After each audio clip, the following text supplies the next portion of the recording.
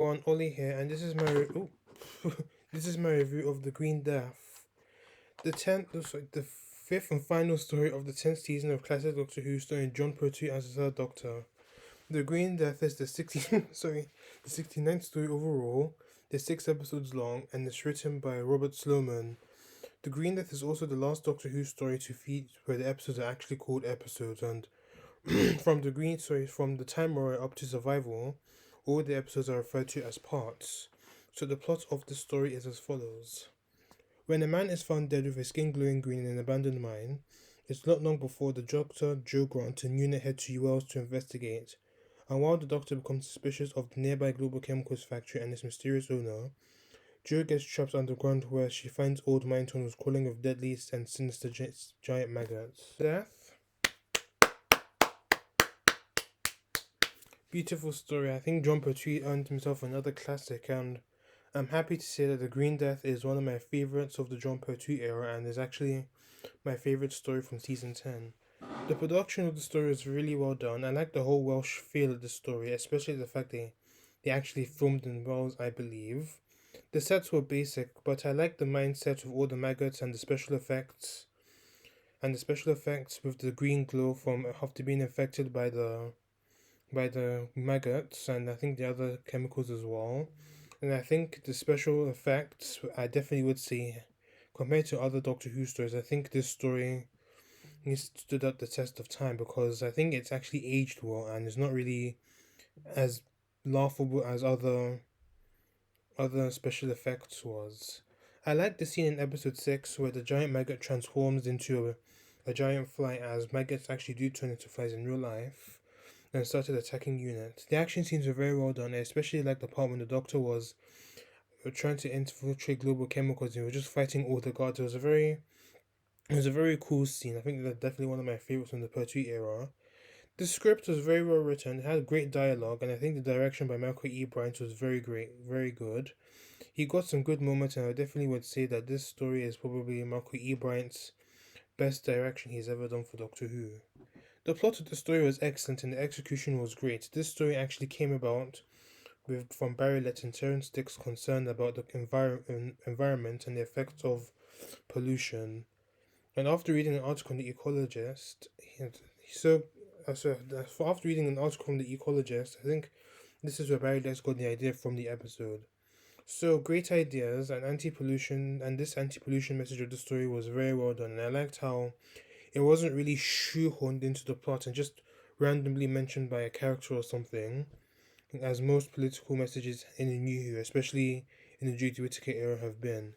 We had some incredible moments in the story. For instance, I liked the Doctor's part in for most of episode 1 where he makes it to Metropolis free, and that's a foreshadowing for his final story, Planet of the Spiders. As in he's attacked by a lot of the dangers that the planet had, from flying spears to even some tentacle legs. I also like the cliffhangers from episodes 2, 3, and 4. Episode 2 was when the Doctor and Joe saw like a large number of the giant maggots. Episode 3 had Joe back in the house, and then she was reading a book, and then she doesn't know that the maggot was going to attack her from behind. And episode 4 had the Doctor seeing Boss for the very first time. I also like the scene in episode 6, yes, with the unit defeating the maggots with the fungi food that Nancy made. It was a fun scene, especially with Benton just throwing like the fungus to the feeding fungus to the maggots, and with the Doctor driving, and finally Joe Grant's departure, which is a very sad moment. But I can tell you what, I actually did have a tear in my eye just watching it, and I'll get more onto Joe's departure later on in this review. The acting, and I'll personally say that the acting of this story is probably the best it has been in this season. John Pertwee, excellent as always, and I'd actually say that The Green Death is probably his best, if not one of his best performances as a third Doctor. He gets to do a lot of things in this story, such as the Metropolis free scenes, the scene where he reaches global chemicals and starts fighting the guards, and then later says when he gets caught by them, I'm actually quite surprised for my age actually. That was a very suave scene. See, and very James Bond-esque. And he later dresses up as a milkman to infiltrate global chemicals again, and uses a very convincing Welsh accent and the cleaning lady when he gets inside when the guards notice that the Doctor was the milkman. We also get a funny scene shortly afterwards of Yates mocking the Doctor's disguise, and and then the Doctor says, "Don't you even dare say anything." And Yates was like, "I like your bag." And the Doctor was like, "Why don't I just slosh you with it?" Yes, and also we also have the final scenes of this story where the Doctor says goodbye to Joe when he's obviously very distraught over Joe's decision to leave. Even drives off with Bessie in the sunset in the background. There was a very poignant scene, and I honestly do believe I think it was that scene where John Pertwee knew it was time to leave Doctor Who. Katie Manning delivers one of her best performances as Joe in this. Actually, delivers her best performance as Joe in this story, and Joe was very well written.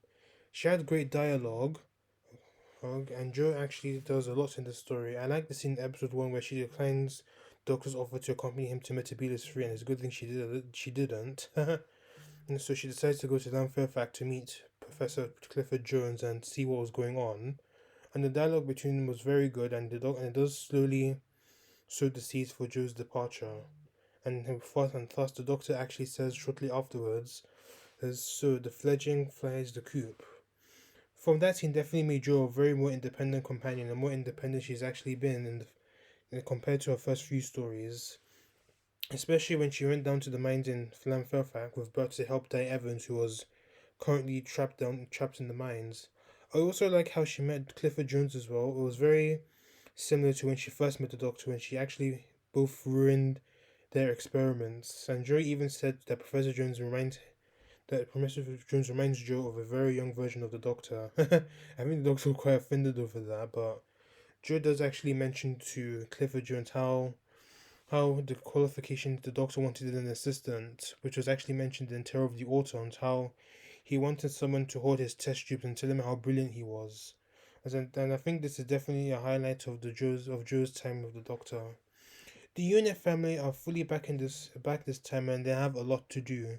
Nicholas Courtney was great as always, but he didn't really have much to do in comparison to his workers Yates and Benton. I actually liked how the Brigadier actually took Joe to Fairfax when the Doctor went to Metebelis Free, and I would actually say that the relationship the Brigadier and Joe had is a bit underrated, and then I mentioned bond with each other as he actually did care for Joe as much as the Doctor did. Yates actually do a lot in this story, and Yates actually does play a major part in the story. Maybe I'll get to Born Yates later. I liked how Benton he was great in the story, and I liked how he was able to help the Doctor defeat the maggots with the fungi and just feeding the maggots the fungi food that Nancy made. And I liked how Benton was like, "Hey, kitty, kitty, come get your dintins," and much to the annoyance of the Doctor. That was a very funny scene, and I think this is one of the reasons why Benton is actually my favorite member of the unit family, because he's very loyal and he has a goofy side as well, and that probably makes him more enjoyable compared to the other unit members we've seen. Yates, on the other hand, I would actually say the Green Death is actually Richard Franken's best performance as Yates. He's factored into the plot and he's basically spying on global chemicals for UNIT. They catch him out and he ends up getting hypnotized by a boss, but the Doctor undoes the hypnotism with the Metebelis free crystal that he got, and that actually plays a part in Planet of the Spiders when Joe actually returns the crystal to the Doctor. And I think this story actually became a bit too much for Yates, and he became traumatized and even doubted his faith in humanity. And that aspect and that little story and actually comes into play in two stories time in Invasion of the Dinosaurs. So on to our side characters. They were all brilliant. I enjoyed watching them all. First off, we have Professor Clifford Jones. He's a professor and a biologist and a mycologist. He was very against what global chemicals were planning on doing, and he later fell in love with Joe and even got engaged by the story's end. He felt ill when he came into contact with the Green Slime and trying to save Joe from the maggot when she went up there to herself. So when Cliff was being distracted with work, and he is definitely my favorite side character of this season. I liked how he and Joe were still together as established in the Sarah Jane's Adventure the spin-off, The Death of the Doctor, and his actress Drew Bevan actually dated Katie Manning. And they aren't married anymore. I think they're still good friends, and he even reprised his role for the Blu-ray announcements for the box sets for both seasons 8 and 10. Nancy, she was a member of the cook. She was a member and cook of Cliff's whole wheel community. She didn't do much in this story, but I liked her. There was the fungus food that she makes was that one that actually defeated the maggots at the end of the day. We had Mark Elgin. He was the PR guy for Global Chemicals and was very wary of Global Chemicals when miners Ted Hughes and Di Evans were killed, and then he later helped the Doctor and Joe escape from Global Chemicals. He was an okay character, even though he actually disappeared. He had made way through the story because the actor fell ill and was replaced by another character, and that was played by Roy Skeleton, who usually voices one of the Daleks. Ralph Fell, he was a scientist that worked for Global Chemicals and was brainwashed by Boss. He fails to kill the Doctor and Joe when he was ordered to, and then Boss later ordered Ralph to commit suicide. And then last off, we had Burt Richards. He was one of the miners that helped Joe to help Di Evans in the mines, but he later gets infected by the pollutants and later dies. Enemies of this story. First off, we had the giant maggots. They were the cause of chemical dumping by global chemicals, and real life maggots, as I mentioned before, actually do turn into flies, and that scene was quite impressive. And I like the giant fly model. I think the maggots were definitely hands down what made the Green Death memorable, and I like that. And I also liked the giant maggots as well. They were very fun to watch, and they were actually made out of rubber condoms. The second enemy was Stevens. He was the director of Global Chemicals, and he'd been brainwashed by Boss. He was a very good villain, and he seemed that he was the main villain, but then it later turns out the Boss had actually taken over him, and his brain was linked to Boss.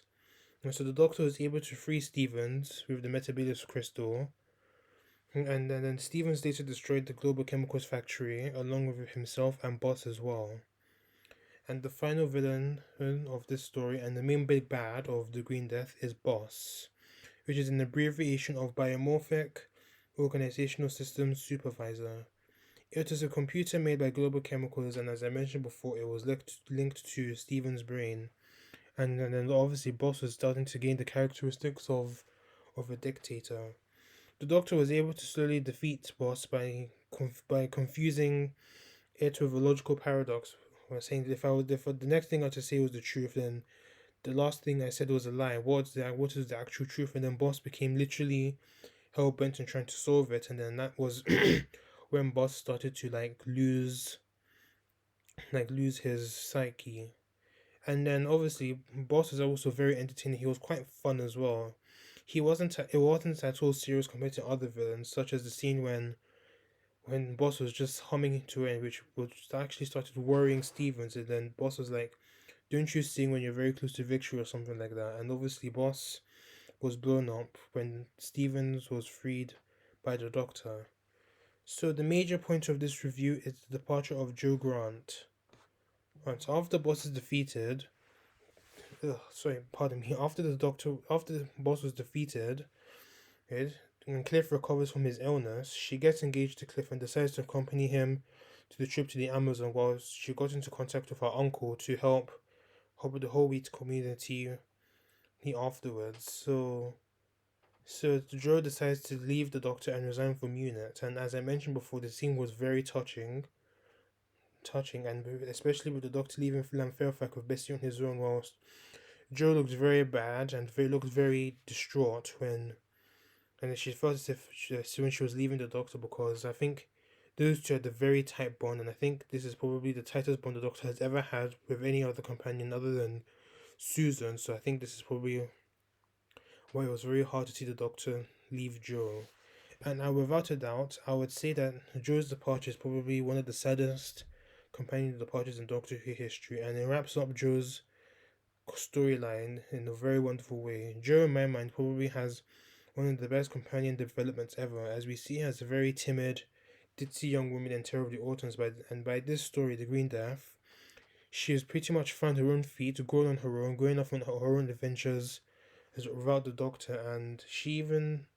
So Joe Grant, I think you are an amazing companion, and I liked how in the Death of the Doctor and the Sarah Jane adventures, Jo pretty much was still very independent, going off on her own adventures with Cliff, if to other places around the world, and it was very nice as well because As I even though mentioned that she was like missing the Doctor and actually wanted to travel back with him, and I think at one point she mentioned that she called Junior to see if the Doctor was there. Then she found out that he had resigned, and she was hoping that the Doctor would like land, the TARDIS would just land somewhere. The Doctor would just take Joan on another adventure, and I actually like that scene as well. I think that it was very touching scene. I don't have any fault with the story whatsoever, but I do have a bit of an observation how Joe accepted Cliff's marriage proposal after knowing him for a few days. But hey, if the Surgeon Adventures claim they were still married, I'll take it. And judging by the Blu-ray announcement box sets, and I believe most of them are canon, the two are still married. So to conclude this review, The Green Death is an amazingly written story with some very awesome and memorable moments, such as the green maggots and everything and all that. And with the emotional aspects such as Joe's departure, which was done very well, I give this story a perfect 10 out of 10. Whew, so that's me done for the reviews of season 10. Join me next time as I rank all 5 stories of this season. Thanks for watching this review. Please let me know what you thought of the Green Death and this review. And if you haven't done so already, please subscribe to this channel and join my Discord server, which is on the link of the description box below. Until then, see you later.